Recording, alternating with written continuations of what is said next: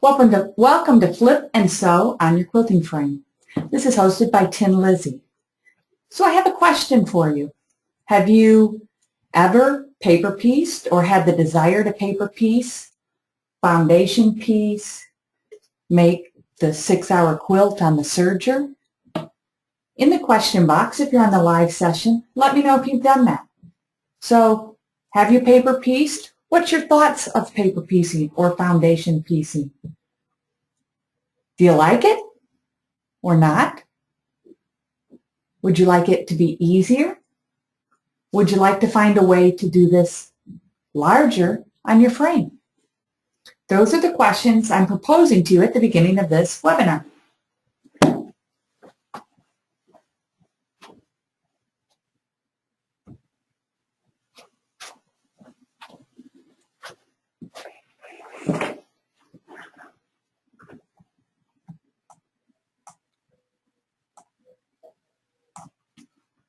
So a couple of you like it, and some of you say you don't like it at all, and that's okay. And Donna says she has done flip and sew on her embroidery machine, and she likes that. And Diana thinks that it's more accurate, which it can be, yes. And it might take longer in time, some of you are saying, but you like the look or the effect you get. And you're going to be able to do some of the same thing on your frame. Now, Donna also says that she has paper piece and foundation piece, and she likes them both. So there's a mixed opinion between everybody on here, whether you like it or not. And so I'm going to show you some ways that you can do a type of foundation piecing on the frame, a flip and sew piecing. So I have some pictures of some inspiration. So let's start with the placemat or table runner. Depending on what you want to do, maybe you want to start small and do a placemat or table runner. That would make it really easy to do a small items first. And maybe you do one placemat and you say, okay, that's all I want to do. I like it, I don't like it, or you like it and you want to do a set of 6 as a gift. And think about this, you could put them all on the frame at the same time. So the purple and yellow could be a flip and sew placemat. So let's talk about that. Let me describe that to you. The yellow piece would be your main piece. And then all the other pieces would flip over off of the yellow piece, then the lavender or light purple, then the dark purple. Maybe the next piece would be minky. Now, minky is not as easy to do on the frame, but I do know people that have done minky on the frame as a flip and sew. It will take a bigger bite than a 1/4 inch. And when I've made them, I take a bigger bite than a 1/4 inch on my sewing machine. I do a 1/2 inch. And that could be a flip and sew quilt. Keep in mind with the minky kit that you see there, if you've never made one before, that kit, the instructions tell you to go from center out. If you're flipping and sewing on the frame, you're not going to go from center out. Then you could do small quilts for babies or large quilts. Most of these are strips. Strips are easier to do on the frame. Your other technical style foundation piecing, you'll want to do that probably on your sewing machine. But keep in mind, placemats, table runners, and quilts are quite fun to make with a flip and sew. So let's begin with how are we going to get started. We're going to load the backing on the frame just as we normally would. Now, when we go to the frame in a few minutes, my backing is the width of fabric, 45 wide. Or 42 or whatever the width of that fabric is. So you're going to load the backing on the frame, on the take-up rail, and then on the backing rail. And those are the only 2 things that are going to be attached to the frame. Now I do use red snappers to do this, and that's how I load the fabric onto the leaders with my red snappers. So that's the very first thing that I'm going to do. The next thing I'm going to do is I'm going to load the batting on the backing, and I'm going to use what's called a floating method. So why is it called floating? It's not attached to anything. It's only laying or floating on top of the backing. So that's the floating method. Now, I do secure it with a basting stitch, or I secure it to my backing. So it's floating, but it's not pinned. It's not attached to the leader. It's only attached to the backing. And then I'll baste the two pieces together. Now, depending on what machine and frame and what your setup is, you're going to use the X-line. X-line is left to right line, or the V, which is your vertical line. And that line is really important, that it's going to go and stitch from left to right. So you want to be sure that you can do a line. And we'll talk about different ways that you could do this. It depends on your machine. I also use the quilt grips, quilt clips, to hold the batting on the rail. So that's an important thing, is that I do use those to hold the batting on the rail so that it doesn't move. Now, some other supplies that you might need.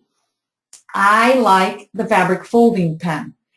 That's an optional item along with the best press. Why is that optional? Well, it's really up to you if you want to use that, but I like to use the fabric folding pen to press right while I'm at the frame. And using the best press keeps everything nice and crisp. Now, I best press it before I bring it to the frame. And when we go to the video, I'll show you some reasons of why I best press before I come to the frame. The fabric, it's really your choice. So depending on if you're going to do placemats or the quilt or what it is, the fabric is your choice. It could be scrappy, it could be two colors. It really depends on what you're looking to do. Now, I'm doing this on a quilting frame, so you're going to need a quilting frame machine and the ability to make a straight line. Now, can you make a straight line? You might be shaking your head, no, you can't. So there are different ways to make a straight line. Maybe you're going to make your straight line with a ruler and do ruler work. So you'll need the ruler foot and a straight line ruler. That would be a ruler for a long arm, not a cutting ruler for our rotary cutter and mat. Maybe you have channel locks. I have the channel locks on my machine, so I'm going to use the channel locks. Maybe you're going to use robotics and you have a robotic line that you can do. On your frame, X goes left to right and Y goes forward to backward. So that's going to help you to know what direction you want to go. I'm going to use the vertical channel lock. Then you'll want some thread. I like to use cotton thread when I'm doing this because it's really piecing, but it's entirely up to you which one you use. Keep in mind, if you're going to quilt this also, maybe that's going to be a different thread. Okay, I picked a thread that I could quilt with, or I can do the flip and sew stitching with. Then you'll want your batting. So the batting is really up to you. My suggestion is the first time you do this, don't use a high loft batting. Use a very low loft batting or even a piece of flannel, because you want to have some control when you do this, and that will help with that. You'll also want a backing. Now, the backing, I would suggest the first time you do this to use a cotton backing. I best press my backing when I do it. And then maybe as you learn how to do this, you'll want to use a minky backing. So I've done minky with flip and sew as a backing. I've done minky and batting and flip and sew. And I've done cotton with batting and then flip and sew. I've never done cotton and just flip and sewed cotton. I always have something in the middle of the cotton, but not necessarily in the minky. And then the quilt clips. So you'll want to have those to hook to the frame. Now, there are some other things that you might see me use or talk about, and it really depends on your frame setup or what you have, if you need the other items or not. So the first thing I'm going to show you is a very simple quilt. On my frame, I've loaded the backing, I have my batting, and I have 6-inch strips. Now, if you want them to finish 6 inch, you're going to cut them 6 1/2. So, you know, a rough 6-inch is fine. They do not all have to be the same. The piece that I'm doing, all of my strips are the same, but I have done it where a strip is 6 inches, a strip is 3 inches, a strip is 4 inch. I don't really go less than a couple inches with the flip and sew. It's just easier to do larger pieces when I do this. Then if you want an inner border, that would be 3 inches and the outer border is 5 inches. Those pieces I put on at the sewing machine, except for maybe the top border and the bottom border, the small lavender piece. But those I put on the sewing machine. Most of the time, though, my little simple quilt like this is just strips and bound, but you have the option of adding a border.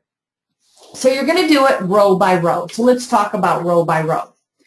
The rows could be different, meaning, as you see here, every row could be a different color. Every other row could be a different color. The rows could be the same color and each row quilted differently. So you have a lot of options.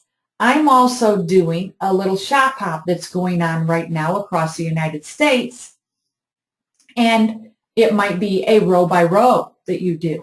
So depending on what you like, every row could be a pieced row. Depends on, again, what you like. So think about, before you start, to go to the frame, think about your planning.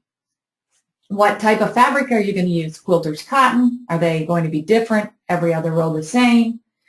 Lay it all out, because it's really up to you what you're going to see. So the rows could be different. The strip, it could be strips only, again, or it could be pieced. So the one that I'm doing with strips that are pieced, the one I have right now is 6 rows, so it depends on, what you like. Then think about this. Once you flip and sew them, they could be quilted. So each row could have a different pantograph, a different design going across from edge to edge. So you literally could maybe practice an edge-to-edge design within that flip and sew strip that you've done. So depending on what you like, you may stitch it, and the decision is up to you. So you decide. It's really up to you. Now let's talk about the cutting instructions if you were going to make maybe this placemat. Okay, this placemat is really quite unique. It has flip and sew techniques to it. And with those flip and sew techniques, what happens is you now can make a set of placemats that's all flip and sewed. And it's funny that I believe it was Diane said she likes to do it in the hoop. Well, this idea came from a flip and sew crazy quilt that I did in the hoop once. And I went, you know what? I could probably do that on the quilting frame. So just to give you an idea, and your sizes may vary depending on what you're doing, the centerpiece could be 4 by 6, that black piece that you see. And then maybe you have 2 strips of red that are 3 by 5. Those get sewed on. And then you have 2 strips of white, and those are 3 by 9. And then you continue on. So you can see this is called a courthouse step block, but it also could be a placemat. So depending on what you're making, and maybe they're all scrappy. Maybe you're doing this with fabric that you have and you just are doing them all scrappy, and there's nothing wrong with that either. You can do them all scrappy. So let me walk you through the process of how you would do these.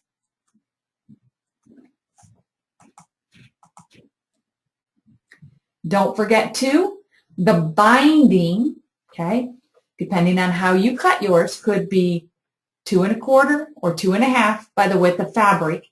And then that is measured out all 4 sides, and you need equal to make the binding. Keep in mind, if you do 4 placemats, you're going to times that by 4 in order to do that. So let's talk about the movement and how we would do this. If I was stitching this placemat on the frame, the very first thing I would do is I would stitch down my foundation starting point. That's the black square. I would stitch the black square down in the space where I'm going to put the placemat, keeping in mind the strips that are going to go on the top and the bottom and the left and the right. So let's just say this placemat was 18 by 14. I'm going to place that black rectangle in the center, and I'm going to stitch it down, either using the channel locks or my ruler. Or maybe I have a square design that I could stitch it down with. Okay? Then, once I stitch that black piece down, that is the main foundation piece. Then I'm going to put the red fabric lining up where that arrow is. Okay? I'm going to line up where that arrow is. So both pieces of red fabric, I could pin them into place and line them up, right sides together, or pretty to pretty. I'm going to stitch down where the red arrow is, using my seam allowance, holding those 2 pieces in place, and then flip it open. So I have 2 pretties together, flipped open. I do the same thing on the opposite side. So I would do 1 strip, let's say the top, and then I would do the second strip, we'll say the bottom. So now imagine that you have the black piece placed down with the 2 red pieces. We're going to do the same thing with the white pieces. We're going to put the right sides together, lay it on top of the black and red, and stitch and flip. Our stitch line will be where the raw edges meet. Flip and sew. And flip and sew. Now we have black, 2 red, and 2 white. Next, we're going to do the vertical line. That's left to right. Who knows where we're going next? What is the next step in the process for this placemat or table runner? Because keep in mind, your size is going to determine what you're making.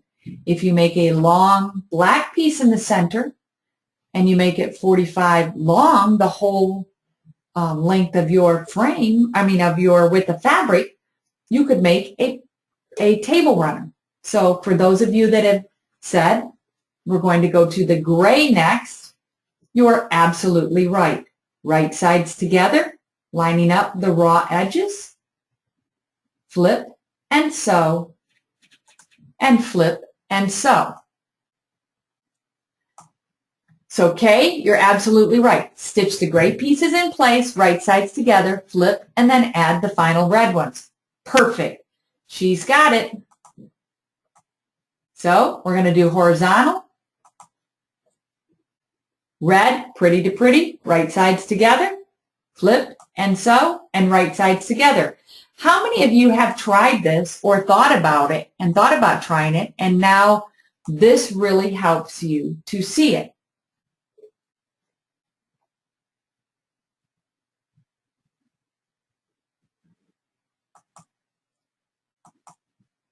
It's not quite as hard as what we thought it might be.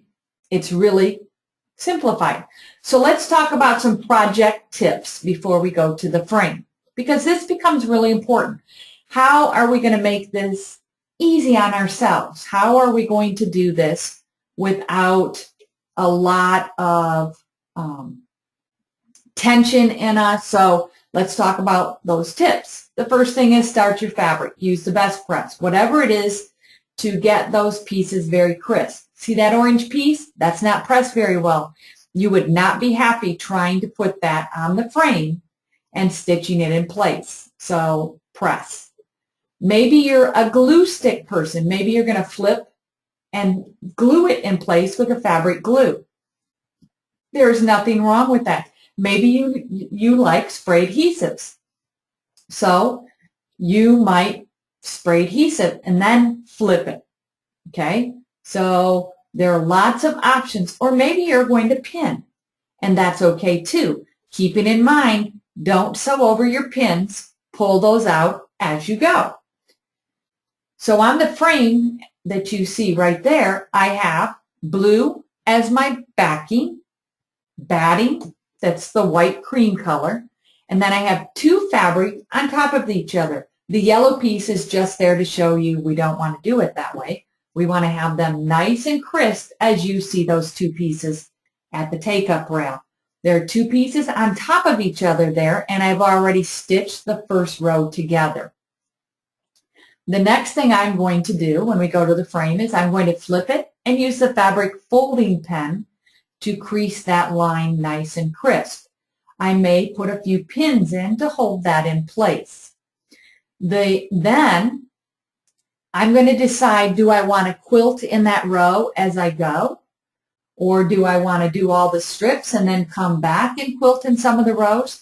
There's nothing wrong with going forward to backward on the frame, meaning you could stitch all your rows, okay, flip and sew and flip and sew and flip and sew, and then you could come back and quilt in those rows. So it's really up to you how you do that. Donna's asking if I use the red snappers, what leaders do I use? Well, I have leaders with marked numbers on them that have a pocket, and then I have leaders that have no marked numbers on them, and I've made a pocket on them. So the leaders on the frame in this picture that you see are a canvas leader, and they are Velcroed on the frame with a sticky back Velcro and a sew-on Velcro. And then there's a pocket that the red snappers slide into and snap the fabric on with. So a lot of different leaders out there, but I haven't found a leader really, Donna, that you couldn't use the red snappers with. You just need that little pocket to hold them. Then depending on what you're doing, maybe you want your bobbin thread to match the backing thread, so I would suggest that you wind a couple bobbins or have another spool of thread that maybe you don't wind bobbins and you just use a different color thread and wind as you go. I'm one that tends to do a different color on the bobbin than I do on the top. And so depending on what I'm doing, I will switch those out. Now, just something to think about.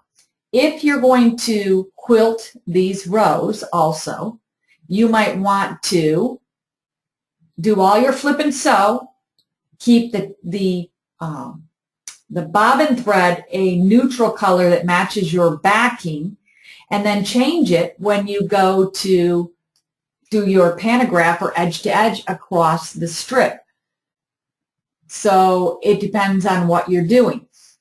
Now we're going to go to the frame here with the video in just a minute. Let me keep going on my little project tips. I'm not quite there yet, but we're going to go to the frame in just a moment. So you could continue with your placemats and flip and sew and flip and sew, but the biggest thing I can tell you is to take your time.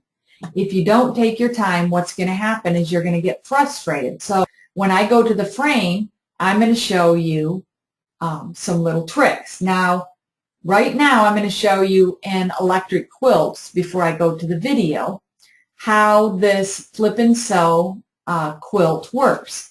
So if this is our flip and sew quilt, we're going to stitch down the first strip, then put right sides together and stitch down the second strip, put right sides together, stitch down the third strip, and continue on. So keep in mind when we do that, that we're going to flip and sew. So now you should see the video screen. And the video screen, I have the same picture that was on the PowerPoint. I have fabric on the frame, and it's ready to flip and sew. Now, when I go to the frame, I'm not going to talk much. I'm just going to stitch. Because I'm leaning over the frame, I want to show you what to do, and then we'll come back and discuss it. So if you have questions while I'm doing it, it's really important to let me know those. But a couple things I want to show you. Some of you have said you don't have channel locks and you want to know, well, what can you do? Well, Of course, we can get a frame and machine with channel locks, but if you don't have channel locks, this is an option. This is a, I guess you call it a clip, a clamp, from my husband's garage. And I'm going to put it on the frame, and it's going to lock the wheels from moving.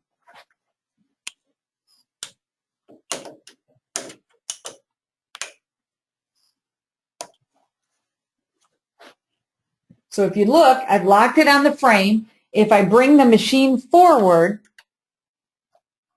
it will not go any farther, which means the machine will only move left to right.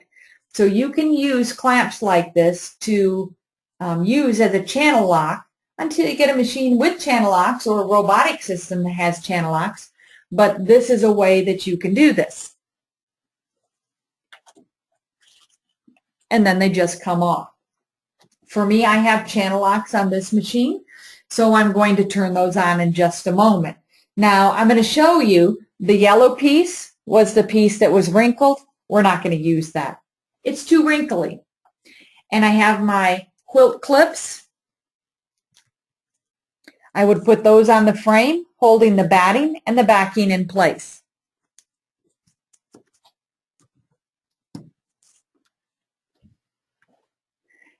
And you want those about a hand's width apart, meaning put my hand down, and that's the width of my hand. Next, I have the fabric folding pen. So as I said, I have two strips on top of each other on the frame. Okay? I'm going to flip one from the other.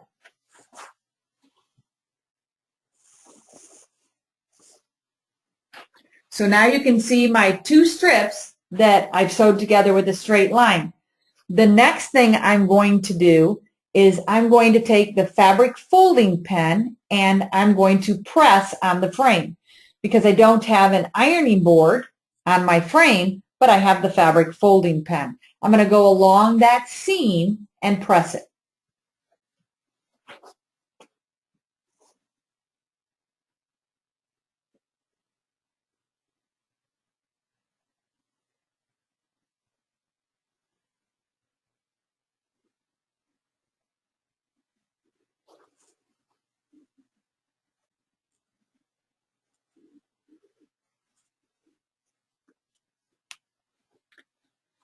I don't know if you can tell that it did make a difference. Now, for those of you that, have a caution, a little leery, you're going to want to pin. So let me show you the pinning process.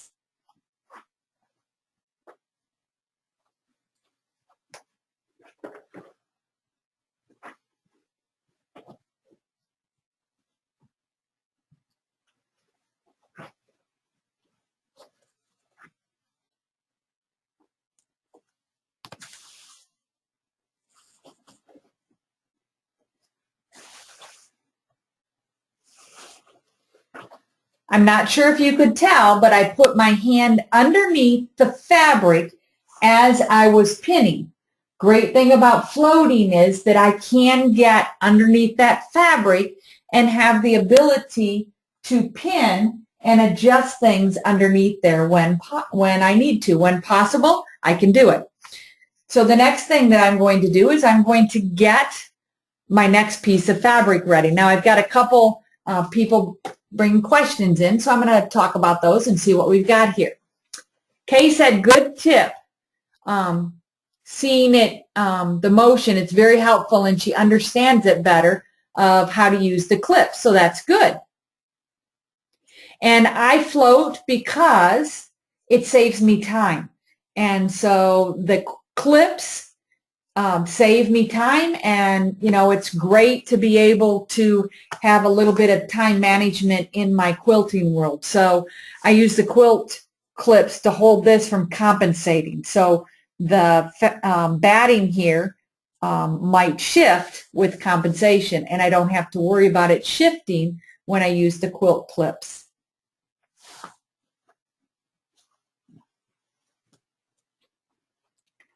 So my next piece of fabric is going to be this green, and so who knows what we're going to do next. We have two pieces on, And this little quilt is actually going to be 8 pieces, 8 6-inch strips.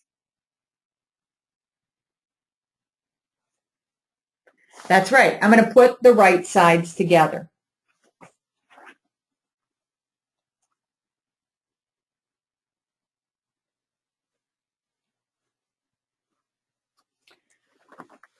Now I'm going to give you a little tip too. If this is the first time you do this and you have a hole that peeks through because maybe you didn't do it as well as what you thought you should the first time, they make beautiful large rickrack, and you could sew that rickrack over that seam and it would be lovely.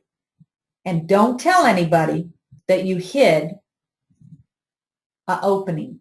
It just covers up and nobody needs to know. So the next thing I'm going to do is I'm going to move the machine.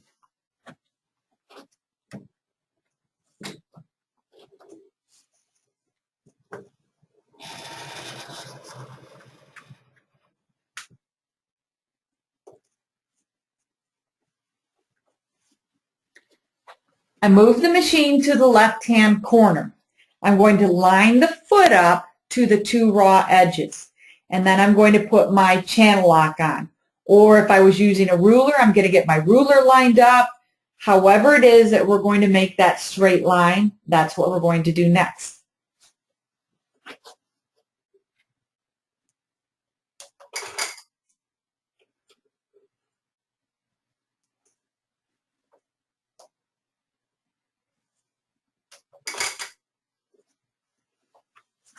So now I've pulled my bobbin thread up. I've put the needle in the down position. And truthfully, I'm not too concerned about the top fabric on the right-hand side. I'm only concerned about 3 or 4 inches that I'm working on. So as you watch this, what you're going to see is my right hand is going to move and place fabric. My left hand is on the machine and the handlebar, and it's going to move the machine. If you use your robotics to do your straight line, slow it down, and now you have both of your hands free to do your fabric. So I'm going to go to the frame and show you that step.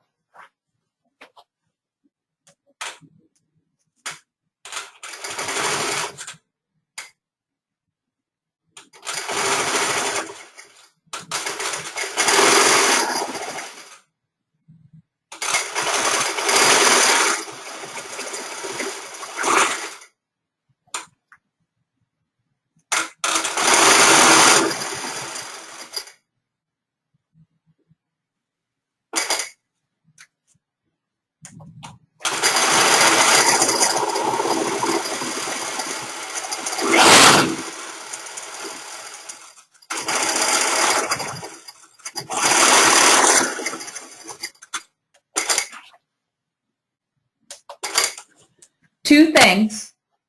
Stop when you need to. Stop at the pins and adjust your fabric as you go. You're in control of the speed and you're in control of that movement, but you're also in control of when you stop. So I'm stopping. I'm going to pull my pin.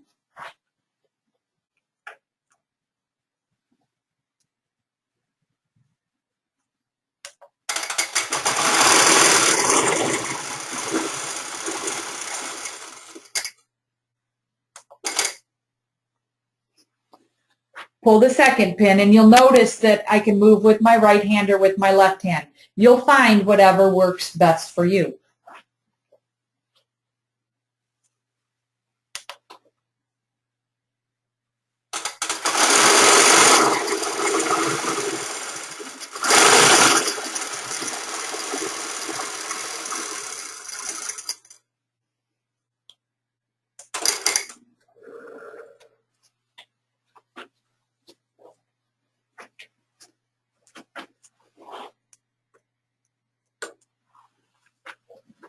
And then cut your threads.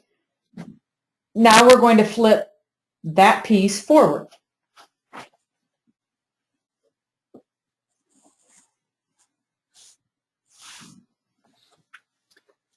The next step, we would go and do our fabric folding pen. And here's probably where I would decide, you know, I might want to do something in those strips or in every other strip. Now here's what I want you to keep in mind. The middle strip right now is the only strip secure. So if you were going to quilt the first strip or the bottom strip, this lower strip right now, you would want to secure it. So that upper strip, I would actually either baste that in place or pin that in place. I'm a baster, so that I could quilt that. Once I decide that I'm going to quilt that, if I'm going to do it with a pantograph, I'm going to find a pantograph that will fit within that space. If I'm going to do it with robotics, I would select a design that would go into that space. So I'm going to take the fabric folding pen and do another row. As I do that, if you have questions, please put those in the question box if you're on our live session.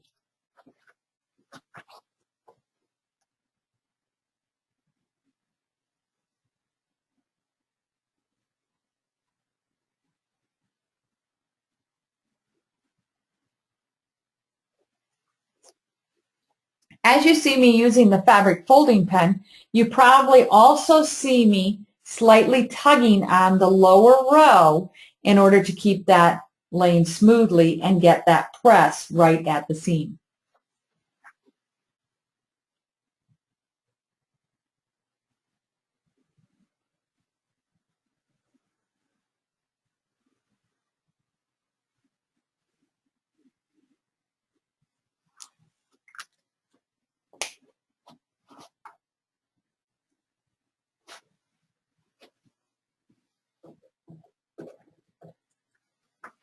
And then I'll get my next piece ready.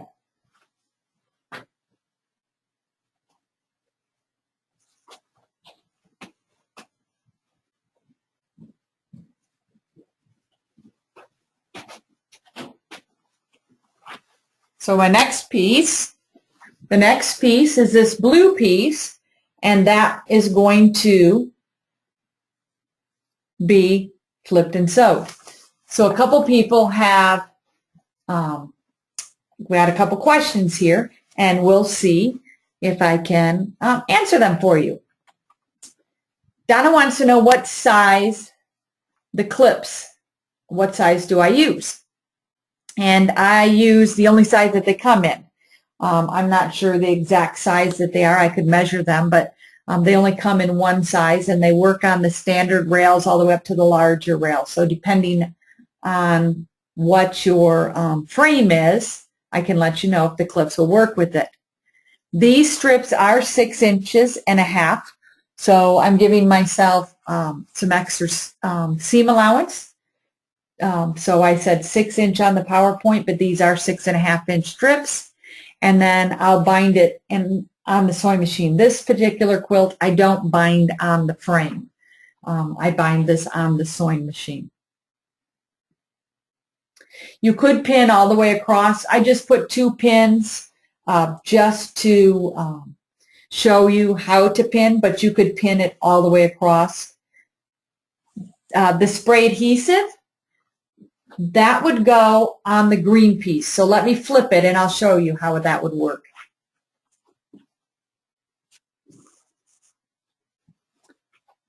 So the spray adhesive would go on the wrong side of that green piece. And then when we flip it over, that's what would secure it to the batting and backing together. So depending on, you know, what it is you are looking to do, that piece, if you wanted to secure it more, you might use a spray adhesive. I would not spray it before I do the straight stitch on the frame. It would need to be sprayed after you stitch it in place.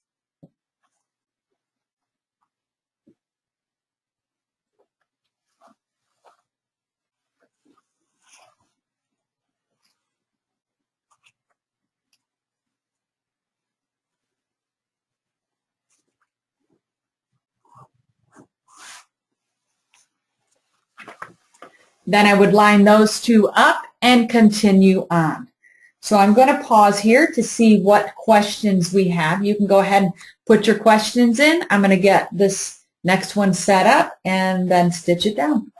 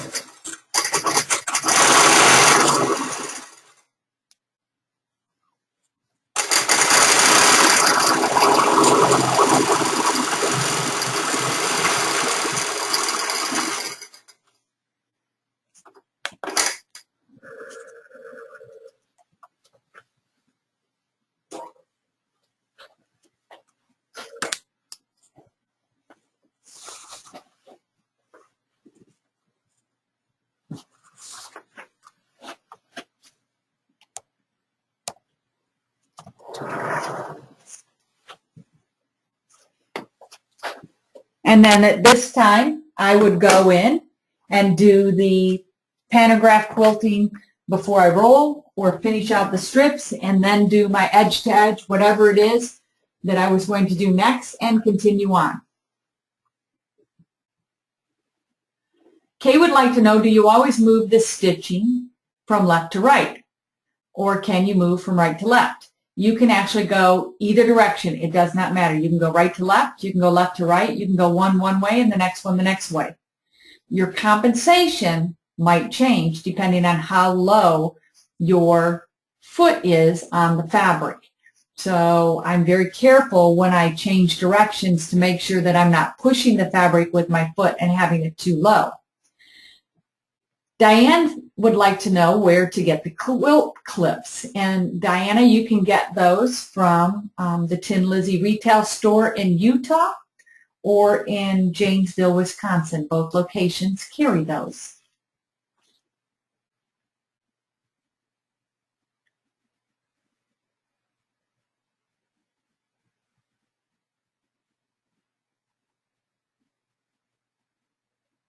Becky would like to know what the seam allowance is. And Becky, the seam allowance is going to depend on your machine. What I tend to do is keep the foot at the edge of the fabric. So let me bring the machine forward and I'll show you what I mean by that.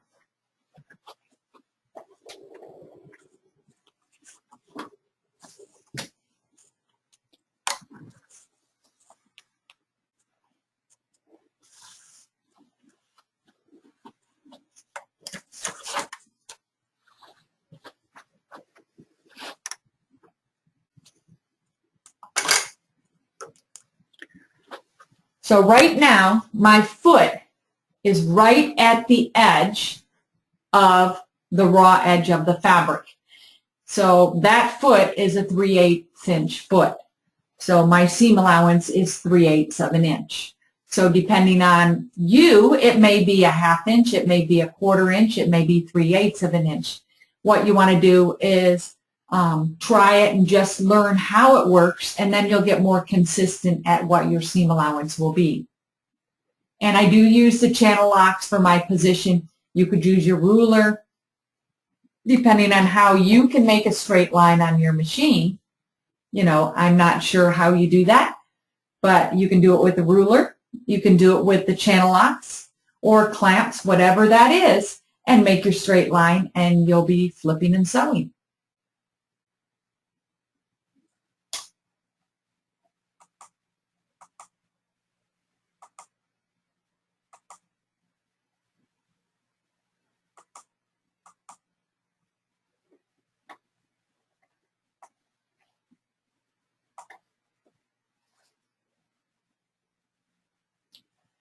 So I would continue on. Now, once you do a large quilt like this will be about 40 by 60 or so, right around there. A nice size lap quilt or child's quilt. A great Linus project quilt. If you're trying something new, this would be a great way to do a Linus project and have a nice quilt that is finished quite simple. Nice way to use up some scraps that don't even have to match. It's a great way to do some flip and sew, and the fabrics don't have to match, and the kids could even make it like an I Spy quilt. Once you do your larger quilt, the placemats, the smaller things will become easier because you have that vision. You have that ability to see, wow, I can do larger or smaller things. So this is the lesson in flip and sew. I hope that you're inspired to go to the frame and try a flip and sew quilt because it's lots of fun. It's actually pretty quick and easy, and you can stitch, flip, sew, quilt, and have your quilt done. At this time, the last few minutes we have of our webinar, this is where I'm here to answer questions that you might have about your machine, your frame, about free motion quilting, robotic quilting, long arm quilting. What questions do you have? What are you trying to do that you would like information or help with? So I'm going to pause and let you type in your questions or what it is that you're looking to do, and I'll help you answer those if I can.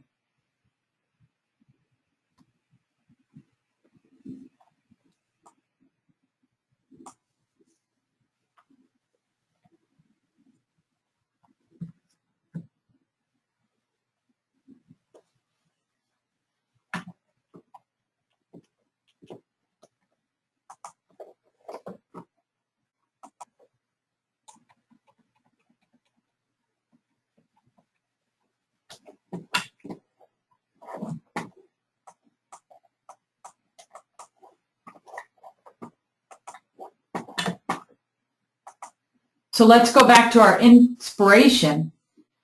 Here are some quilts that are flipped and sewed. So depending on what you want to do, what you're looking to do, it's really up to you. Again, I wouldn't do anything too small of a strip the first time that you try this, but definitely there's lots of things that you can do with the flip and sew. The thread I'm using is Superior. It's a Cotton Superior King Tut thread. And I have King Tut thread on the bobbin and on top. Believe it or not, I'm using a yellowy gold thread on the bobbin and a blue thread on top. So it'll kind of be a reverse whole cloth quilt. Whole cloth on one side and a little stripped quilt on the top.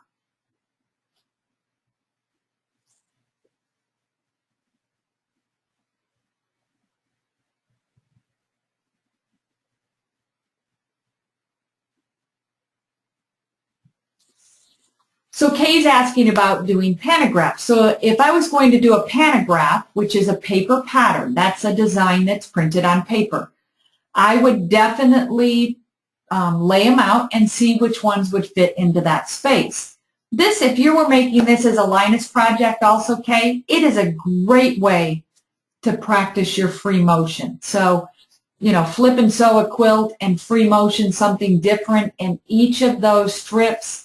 And, you know, by the time you get done, it would be great. And if it's a Linus project, even just cursive writing little sayings in each of those rows would be a great way to practice your movement, but yet also put something neat in the quilt for kids to see. You could use a polyester thread.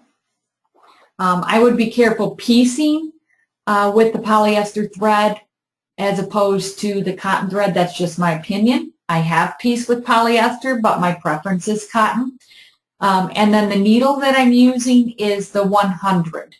And I like the 100 for this weight. 2 pieces of quilter's cotton and the batting. And yes, I have a little bit more because of that flip and sew seam, but it's pretty lightweight, and the 100 needle works quite well.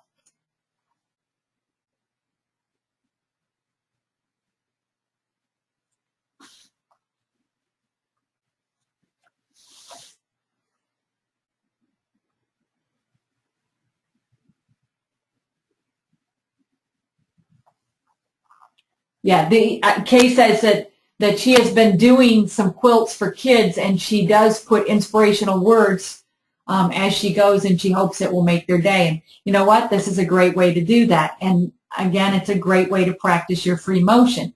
If you think about cursive writing, the letters are connected, and it makes it easy.